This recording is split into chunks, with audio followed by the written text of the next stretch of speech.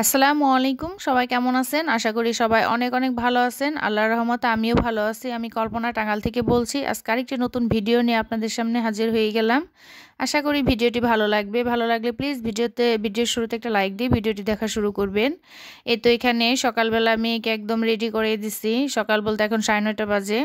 মেয়েকে সকাল 8:30 ঘুমে থেকে উঠাইছি। উঠিয়ে তাকে হাত মুখ ধোয়া ফ্রেশ করে স্কুল ড্রেস পরাইছি।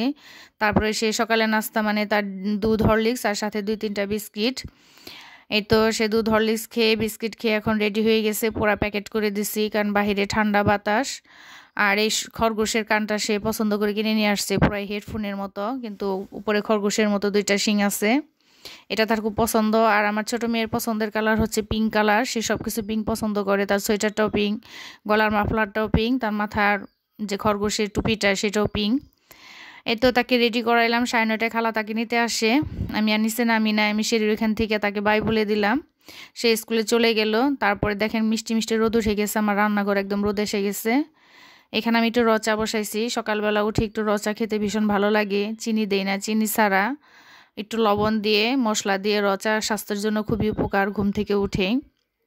তো আমার বড় মেয়ে তো রচা পছন্দ করে না। তো ও পড়তে বসছে। ওর 11টা থেকে প্রাইভেট। ছোট মেয়ে 9:30 স্কুলে চলে গেল, ওর 10টা থেকে স্কুল। আর বড়টার হচ্ছে 11টা থেকে 12টা পর্যন্ত প্রাইভেট, 1টা থেকে আপনার 4টা পর্যন্ত পরীক্ষা হবে। তো এখানে আমি 10টার দিকে আসছি, মেয়েকে বিদায় দিয়ে একটু চাটা খেলাম, একটু রেস্ট নিয়ে রান্না করতে আসছি। এখানে কালারফুল সবজি, শীত মানেই তো কালারফুল সবজি।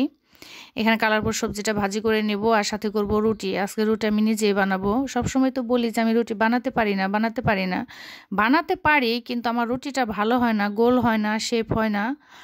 আর মানে বানাতে গেলে একদম হাতে ঠোসা পড়ে যায়। এর জন্য আমি আসলে রুটিটা বানাই না, কিন্তু আজকে বানাবো, এমনকি আপনাদের সাথে সেটা শেয়ার করব। আর ভিডিওর শুরুতে প্লিজ একটা লাইক দিয়ে ভিডিওটি দেখা শুরু করবেন। সবার কাছে একটা লাইকের জন্য রিকোয়েস্ট করলাম, কারণ এটা দেখি সব আপুরাই ভাইয়ারাই বলে যে ভিডিওর শুরুতে প্লিজ একটা লাইক দিয়ে নেবেন। একটা লাইক শেয়ারের কাজ করে, এই ভিডিওটা অনেকের কাছে পৌঁছে দিতে সাহায্য করে। তাই প্লিজ ভিডিওর শুরুতে একটা লাইক দিয়ে নেবেন। আর কেটে ছেটে ভিডিওটা দেখবেন না, ভিডিওটা ফুল ওয়াচ দেওয়ার চেষ্টা করবেন। মিনিমাম কিছুটা টাইম দিবেন, যেটা ইউটিউব কাউন্ট করে আর কি।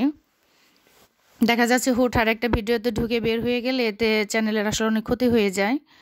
এর জন্য সবাইকে রিকোয়েস্ট করি, যার ভিডিও দেখেন কিছুটা হলেও ওয়াচ টাইম দেওয়ার চেষ্টা করবেন।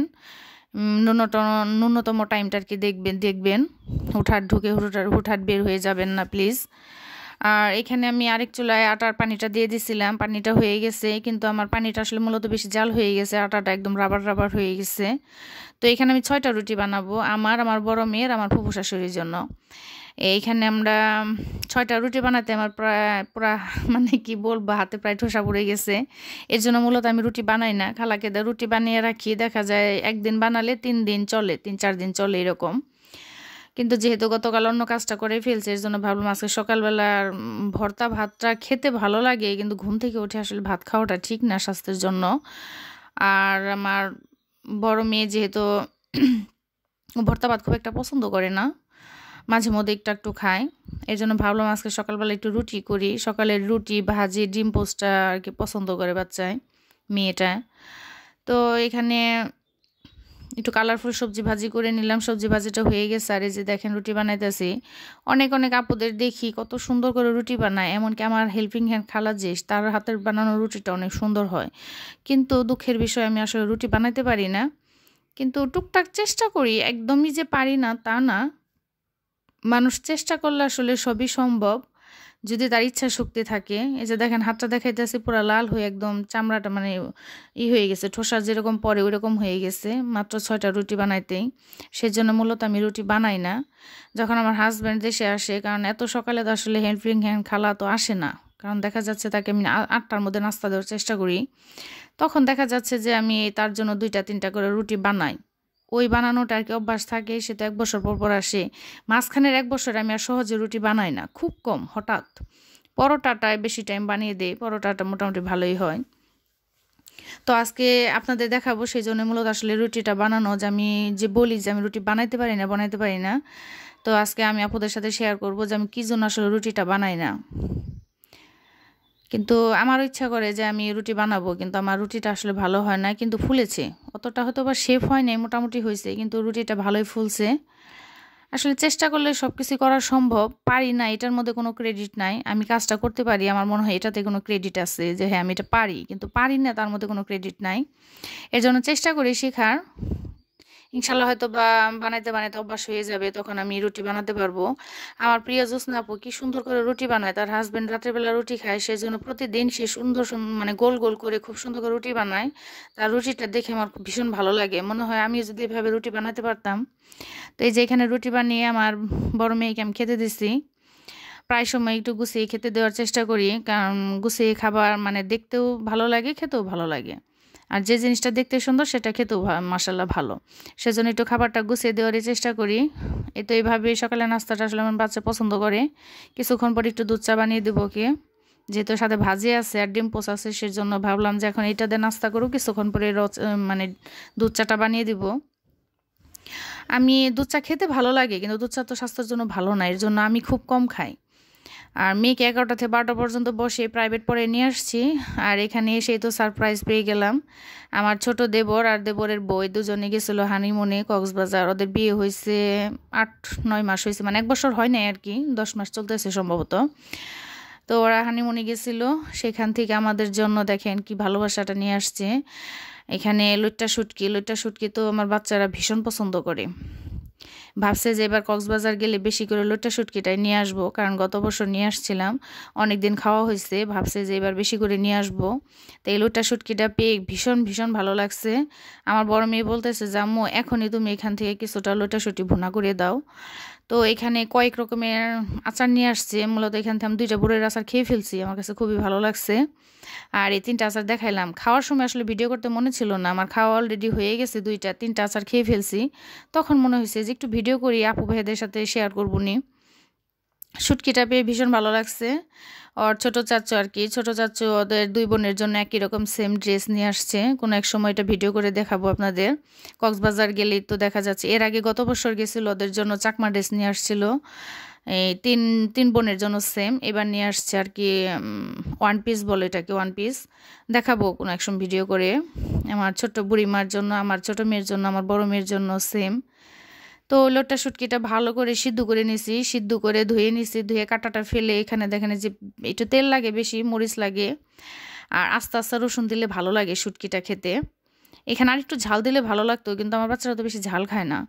আমি আজকে রুই মাছ রান্না করছিলাম, ভয়েসটা তো পরে দেওয়া হয়েছে। আমার কোনো 2 বাচ্চার 1 বাচ্চা রুই মাছ খায়নি, তারা শুধু এই লইট্টা শুটকি দিয়ে ভাত খাইছে। তাদের শুটকিটা এত পছন্দ। আমার বড় মেয়ে আর কোনো শুটকি খাবে না, শুধু এই লইট্টা শুটকিটা খাবে। আর আমার ছোট মেয়ে এই লইট্টা শুটকি আর হচ্ছে চেলার যে ছোট ছোট শুটকিটা হয়, এই 2টা শুটকি আর কি খুব পছন্দ করে। আরেক চুলায় তো আমি এখানে রুই মাছ কষাইতেছি, রুই মাছ দিয়ে ফুলকপি সিম দিয়ে একটা জাতীয় তরকারি রান্না করব, সাথে লইট্টা শুটকি। কিন্তু লইট্টা শুটকিটা এখানে একটু ভিডিওতে মিস্টেক হয়ে গেছে। সেটা হচ্ছে আমার বড় মেয়েকে দিয়ে ভিডিও করাইছি, তো সে এটার একটু নিয়ে মানে ভিডিওটা উল্টাপাল্টা করে ফেলছে। সেটা মানে এডিট করার সময় দেখছি, তো সেখানে আর কাটা সেটা করি নাই, ভাবছে যেভাবেই দেখায়। আমি মূলত স্ট্যান্ডে বাজে ভিডিওটা করি, কিন্তু যে মেয়ে বারবার মোবাইল নেয় সেজন্য তাকে ডাক দিলে তখনই সে একটু ভিডিওটা করে দিয়ে আবার মোবাইলটা নিয়ে যায়। এর জন্য একাধারে আসলে ভিডিও করতেও পারি না, কারো ভিডিওটা একাধারে দেখতেও পারি না। কিছুদিন যাবৎ খুব সমস্যা হইতেছে। এই মেয়ের পরীক্ষাটা শেষ হয়ে গেলে আল্লাহর রহমতে এই সমস্যাটা কেটে যাবে। আর তখন তো আমার 2টা ফোন হবে, দেখা যাবে আমার হাজব্যান্ড আমার জন্য ফোন নিয়ে আসবে, এই ফোনটাও থাকবে। তখন আমি মানে ভিডিও করতেও পারবো, ভিডিও সারাদিন একাধারে আপু ভাইদের ভিডিও দেখতেও পারবো। কিন্তু এখন একটু সাময়িক সমস্যা হচ্ছে, সবাই একটু মেনে নেবেন। কারো ভিডিও দেখতে দেরি হলে কিছু মনে করবেন না। আমি মানে সময় পেলে আমি আপু ভাইদের ভিডিওগুলো দেখে নেব। আর এখানে সবচেয়ে বড় একটা সারপ্রাইজ পাইছি, সেটা হচ্ছে আমার বড় মেয়ের তো সামনে পরীক্ষা। এই অনলাইন থেকে তার বড় বাবা, মানে সে চাচ্চুদেরকে আসলে মূলত বড় বাবা আর ছোট বাবা বলে, আর ওর বাবারে বাবা বলে, বড় চাচাকে বড় বাবা, ছোট চাচাকে ছোট বাবা, বাচ্চারা এইভাবে বলে। এই তো এখানে তার বড় বাবা অনলাইন থেকে একটা কেক নিয়ে আসছে। আমি বলতেছি যে কি জন্য কেক, আজকে তো কারো বার্থডে না, ম্যারেজ ডে না, তাহলে কি উপলক্ষে বাসায় কেক? তখন বলতেছে কেন আমাদের বড় মেয়ে পরীক্ষা দিবে, সেই উপলক্ষে কেক কাটবো। বললাম পরীক্ষা তো এখনো দেরি আছে। কয় দেরি থাক, আগে আমরা কেটে নিব। এই তো এখানে জেসি আমার বড় মেয়ে, আমার বুড়িমাটা দেখেন সে কেক কাটার চাকুটা নিয়ে নিছে, সে চাকুটা দিবে না, সে কাটবে। তো এখানে আমার বড় মেয়ে আর হচ্ছে যে দেখেন আমার ৩ মায়ের হাত, এখানে আমার শাশুড়ি মার হাত, আমার বড় মেয়ের হাত, আমার ছোট মেয়ের হাত, ৩ মায়ের হাত একাত্র করে সে কেকটা কাটা হয়েছে। কেকটা পেয়ে এতটা খুশি হয়েছে, মানে আমার বাচ্চাও খুব খুশি, আমিও খুশি, কারণ আমরা তো এটা আশাই করি নাই, হঠাৎ করে সারপ্রাইজ। আর মেয়েকে ডেকে নিয়ে বলতেছে যে আমাদের বড় মেয়ে পরীক্ষা দেবে, সেই উপলক্ষে আমরা এখন কেক কাটবো সবাই মিলে। তো এখানে আমার ছোট মেয়েটা দেখেন, আমার ছোট মায়া মানে বুড়ি মাটা কীভাবে কেক কাটতেছে, সে চাকুটা দিলই না, সে নিজে কাটবে। তো আর কি করার, ঘরে যে ফল কাটার চাকু আছে এটা দিয়ে কেটে নিল। এখন আমার শাশুড়ি মা কেকটা মানে পিস পিস করে আর কি সবাইকে পরিবেশন করা হবে, আমরা সবাই খাবো। কেকটা অসম্ভব মজা ছিল।